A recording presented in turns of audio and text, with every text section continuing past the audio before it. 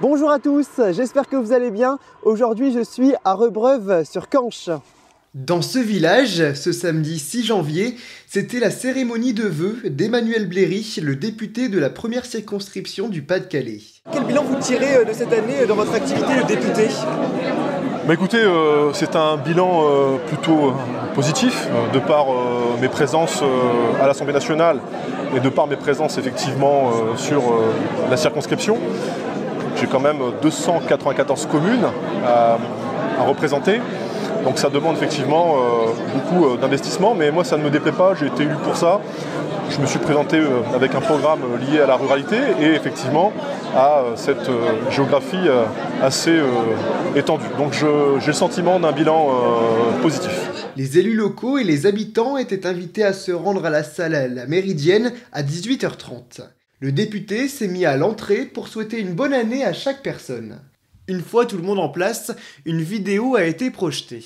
Elle comportait des extraits de ses prises de parole dans les médias et à l'Assemblée nationale. Marine Cousin, qui est chef de cabinet du député, a ensuite pris la parole. Quel plaisir de vous voir ici ce soir à Rebreuve-sur-Canche. Tout d'abord, au nom du cabinet, je tiens à vous présenter mes meilleurs vœux pour cette nouvelle année. Puis, c'était au tour du maire de Rebreuve-sur-Canche, Michel Dugarin, de s'exprimer. Monsieur le député, la commune de Rebreuve-sur-Canche a le plaisir de vous recevoir pour votre présentation des vœux aux maires des communes voisines ainsi qu'à leur population. Il y a combien d'habitants à Rebreuve-sur-Canche ? 188. Et il y a un comité des fêtes ? On a un comité des fêtes qui vient de se créer il y a peu de temps. Et quels événements sont organisés dans l'année ici ? Pour l'instant, il n'y a eu que la fête communale qui a été organisée. Elle a lieu à quel moment dans l'année ? Elle a eu lieu au mois d'août. Le 14 août qu'elle a eu lieu. Emmanuel Bléry a ensuite tenu un discours. Mesdames, Messieurs, bienvenue dans la première circonscription du Pas-de-Calais. Il a évoqué plusieurs sujets, que ce soit la réforme des retraites, l'agriculture ou encore la loi immigration.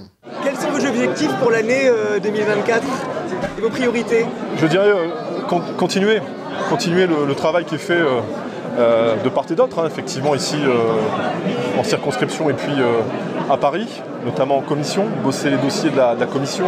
On a pas mal de projets de loi qui arrivent relatifs à la chasse, et là c'est lié à ma commission, défendre le monde agricole, ce que j'ai fait pendant un an, défendre nos traditions, et puis il y a d'autres sujets de société qui vont arriver en l'hémicycle, notamment celui de la fin de vie.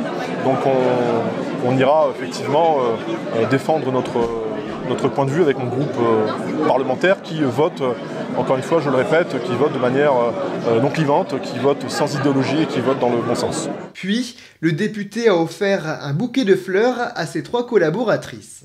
Ensuite, c'était le temps d'une remise de médailles de l'Assemblée nationale aux jeunes porte-drapeaux. J'ai voulu mettre à l'honneur les jeunes porte-drapeaux parce que je trouve que dans notre pays, et malheureusement, on manquait d'engagement citoyen, et l'engagement citoyen commence au plus jeune âge.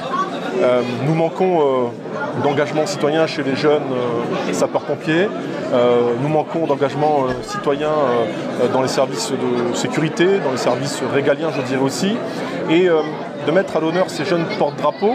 Je l'ai rappelé, ils portent le drapeau de la France, son histoire, ses morts au combat. C'est-à-dire des jeunes peut-être de leur âge qui sont partis mourir sur le front durant les grandes guerres qu'on a malheureusement connues. Et j'ai voulu faire du lien en fait, finalement, leur démontrer que la nation, représentant que je suis de la nation, avait de la gratitude pour eux. Et surtout, je leur ai demandé de ne pas oublier de passer le flambeau à un moment donné. Eux aussi, parce qu'ils vont vieillir, ils vont grandir, et il faudra peut-être former d'autres jeunes derrière. La cérémonie a attiré beaucoup de monde. Alors aujourd'hui à Rebreuve-sur-Canche, on a accueilli exactement 220 personnes, on a dû rajouter des chaises, certaines personnes ont dû rester debout. J'avais fait la publicité effectivement de l'événement seulement sur certaines communes au niveau des boîtes à lettres et je suis très heureux de voir cette salle remplie.